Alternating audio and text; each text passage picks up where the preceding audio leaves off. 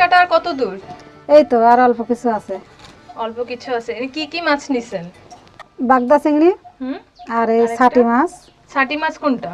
এইটা হলো ছাটি। এটা ছাটি। হুম। আচ্ছা, দর্শক আপনারা দেখতে পাচ্ছেন এখানে বাগদা চিংড়ি আর গলদা চিংড়ি রয়েছে। আপনারা তো জানেনই আজকে আপা কি রান্না করতে চলেছে। সাতক্ষীরা জেলার ঐতিহ্যবাহী খাবার কি আপা? চিংড়ি মাছের মালাইকারি। আজ এই যে এই মাছটা দেখতে পাচ্ছেন এটা একটু সাইজের ছোট, এটা হচ্ছে বাগদা।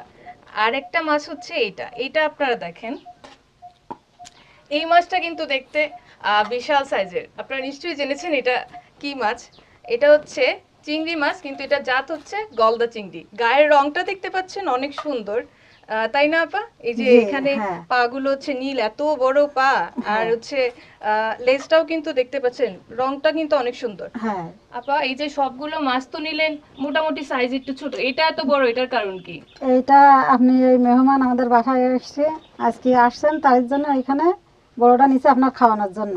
আমি কিন্তু ছোটগুলোও খাবো, শুধু বড়টা খাবো না। আচ্ছা, তা খাবেন, ছোটগুলো খাবেন, সমস্যা নেই।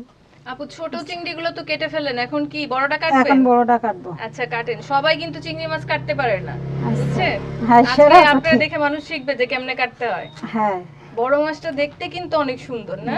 হ্যাঁ সুন্দর রংটা দেখতে। অনেক সুন্দর।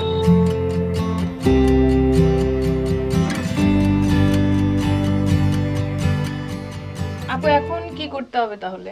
এখন নারকেলটা দুধ বের করতে হবে। নারকেল দুধ বের করবেন, কিভাবে করবেন? এটা পানি দিয়ে চটকাই। পানি দিয়ে চটকিয়ে।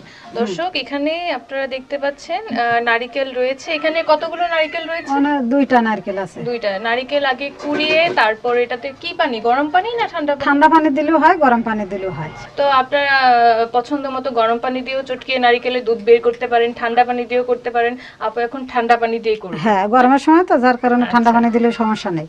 আপু এই যে কি পরিমাণে পানি দিবেন এখন? আচ্ছা, পানি এখন দেবো। আমার কাটাকুটো যখন শেষ তাহলে বটিটা সরাই রাখে। আচ্ছা ঠিক আছে। আচ্ছা, এবারে পানি দিয়ে চটকাবো।